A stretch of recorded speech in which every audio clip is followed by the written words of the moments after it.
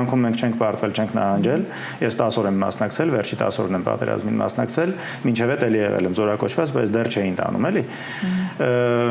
Բայց ամեն դեպքում ընդհանուր պարտությունը իմ վրա շատ է ազդել, որովհետև եթե անգամ Հայաստանի ֆուտբոլի հավաքականն է պարտվում, ես մի քանի օր տեղս չեմ գտնում։ Իմ համար պարտությունը է ազգային մակարդակով շատ ծանր է։ Բնականաբար, իսկ 9-ին 10-ին զգացողությունը դեռ ինչպիսին է, որ այդ շատ վատ 9-ի գիշերը եղել է ամենաուժեղ ռմբակոծությունը մեր վրա, գիտեինք թե չենք ապրի։ Հետո մեկ էլ ամեն ինչը լռեց գիշերը ժամը 1-ին ու տենց մի ժամ հետո իմացանք, որ հրադադար է ու դե գիտեինք, որ արդեն Շուշիի կորուստ, մենք Շուշիի դիմացն էինք, էլի։ Այդ կորուստներով հրադադարը շատ անտրամադիր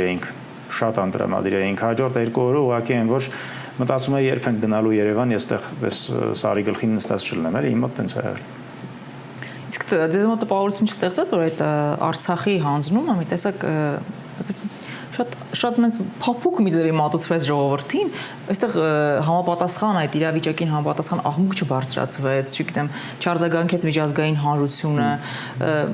շատ հարցեր են առաջանում։ Իմ կարծիքով սցենարը շատ լավ էր մտածված, թե ոնց ազդեն մարդկանց վրա, իմ կարծիքով, որովհետև եթե օրինակի համար ընդունենք 2018 թիվ իշխանափոխություն կամ հեղափոխություն, ոնց ուզում ենք անվանենք, դրանից հետո օրինակի համար վարչապետը կանգներ ասեր, ես վաղը Արցախը հանձնում եմ, դա առաջացնելու էր սարսափելի, ինքը էլ չէր լինի վարչապետ, կարծում եմ, այդ տենց բան կանգներ ասեր։ Փափուկ,